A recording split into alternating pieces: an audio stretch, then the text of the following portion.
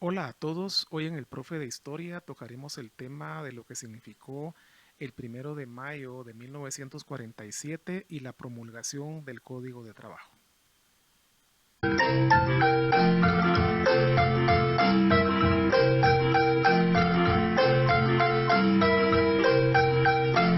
Hola a todos, justamente el 1 de mayo de 1947 fue promulgado en Guatemala el Código de Trabajo.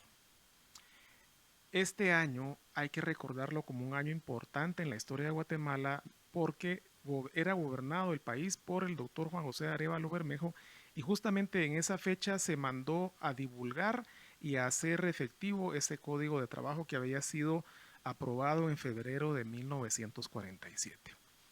Una pregunta es por qué llega hasta 1947 la primera legislación formal con el tema llamado Código de Trabajo en Guatemala. Esto, si lo comparamos con otras latitudes. Para no irnos muy lejos, México había aprobado en su constitución la jornada laboral de 8 horas y los derechos laborales.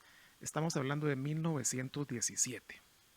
Por esa época, 1918, 1919, entran en vigencia estos códigos laborales que permitían la jornada laboral de 8 horas. Por ejemplo, el caso de España, Francia, Inglaterra, etcétera. De esa cuenta que en Guatemala son 30 años después que hay que esperar para que se legisle en favor de las grandes mayorías, es decir, en favor de los trabajadores de Guatemala. Entonces hay que hacer un recorrido muy sintético de lo que estaba pasando en Guatemala y por qué fue tan tardía la promulgación de este código de trabajo. Primero hay que recordar esa larga historia colonial, son más de 300 años en los que definitivamente los trabajadores no tenían ningún derecho. Conocemos lo que significó la colonia para los trabajadores de Guatemala y sabemos lo que significaba ir a los jornales de los repartimientos, estar sometido en las encomiendas, pagar tributos y todo ello. Es decir, toda la colonia no hubo opciones para los trabajadores. Así las cosas, llega el siglo XIX con la independencia y todos esos procesos, pero las cosas seguían igual o incluso hasta peor para los trabajadores guatemaltecos. De esa cuenta, por ejemplo, podemos ver que aquello que se pintó como reforma liberal en 1871 resultó ser un gran fiasco para los trabajadores guatemaltecos. ¿Por qué lo mencionamos? Porque allí, en 1871, empieza a gobernar Guatemala un esquema de desarrollo económico-político, un esquema completamente autoritario, que se escondía bajo la fachada de régimen liberal, pero que en el fondo escondía un modelo oligárquico de dominación. ¿Eso qué significa? Vamos a ponerlo muy sencillo.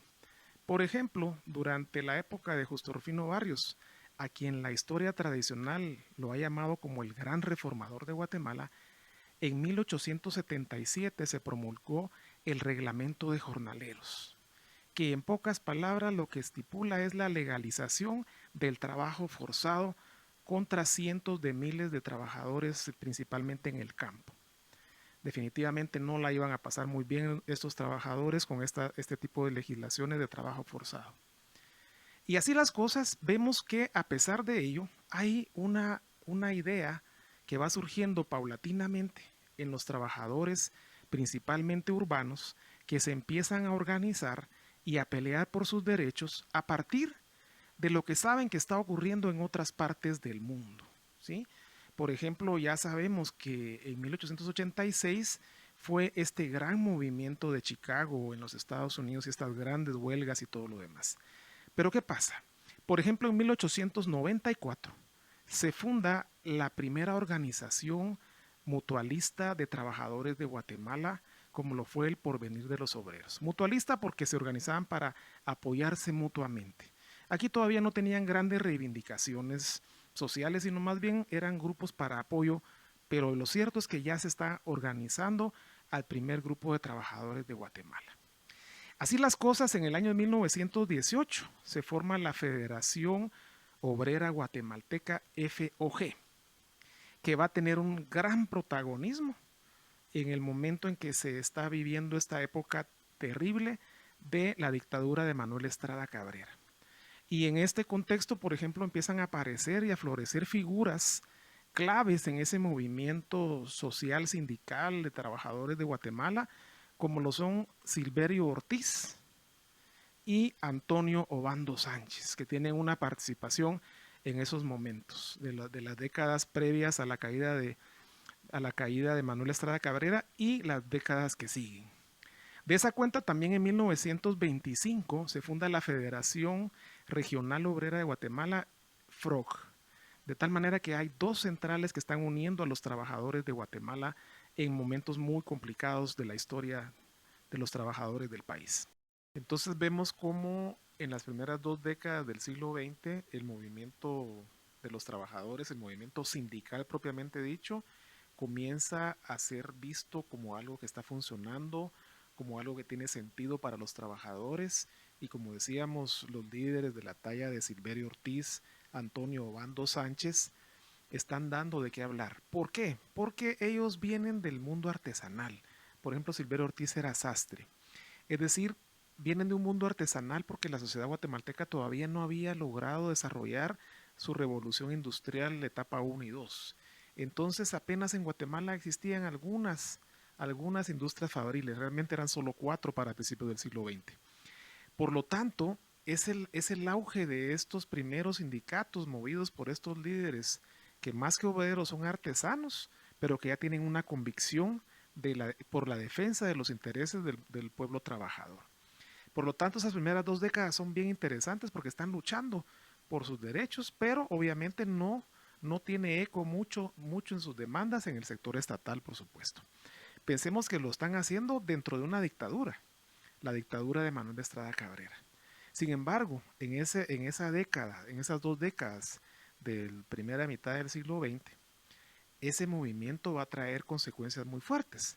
Por ejemplo, imaginémonos que la primera gran huelga que se produce en Guatemala fue en 1920 y fue protagonizada por trabajadores de la IRCA, una compañía subsidiaria de la United Food Company.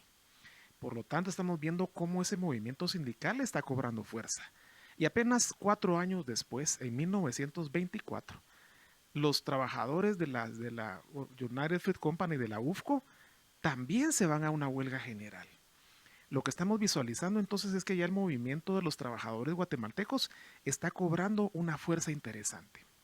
Sin embargo, se suceden dos fenómenos. La crisis de 1929-30, con sus repercusiones para todo el mundo y principalmente para América Latina y Guatemala.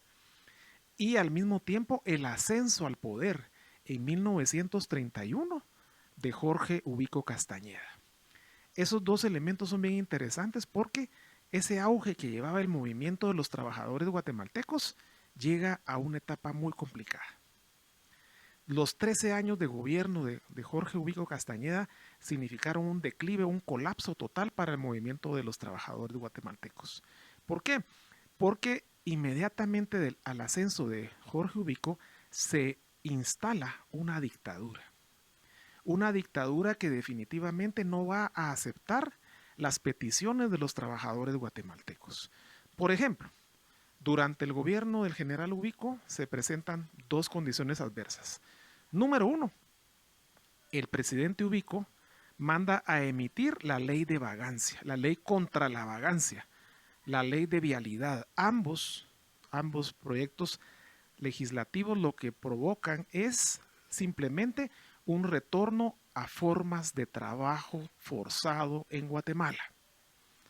Durante la dictadura de este individuo, Jorge Ubico Castañeda, se reinstalan formas de trabajo forzado, formas semiesclavistas de trabajo forzado en Guatemala. Hay que decirlo con esas palabras. Por otro lado, al mismo tiempo de que se reinstalan estas formas de trabajo forzado contra la población, hay que decir claramente que Jorge Ubico tiene un proyecto completamente en contra de los intereses del pueblo trabajador de Guatemala. ¿Y cómo se visualiza esto? En una dinámica muy interesante en el manejo del discurso.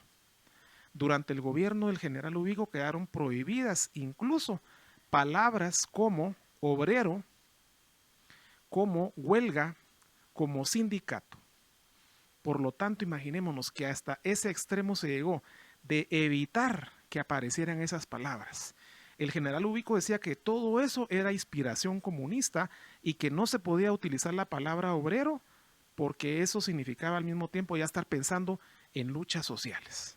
Por lo tanto, esas dos condiciones de la dictadura de Jorge Ubico nos evidencian claramente que los trabajadores de Guatemala vivieron momentos muy oscuros durante esos 13 años.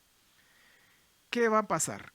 Antes de llegar al Código de Trabajo de 1947 está esa primavera democrática, llamada así el gobierno de los revolucionarios de Guatemala, que fue en 3 etapas: la Junta Revolucionaria, el gobierno de Juan José Arévalo y el gobierno de Jacobo Arbenz Guzmán, 1944 a 1954.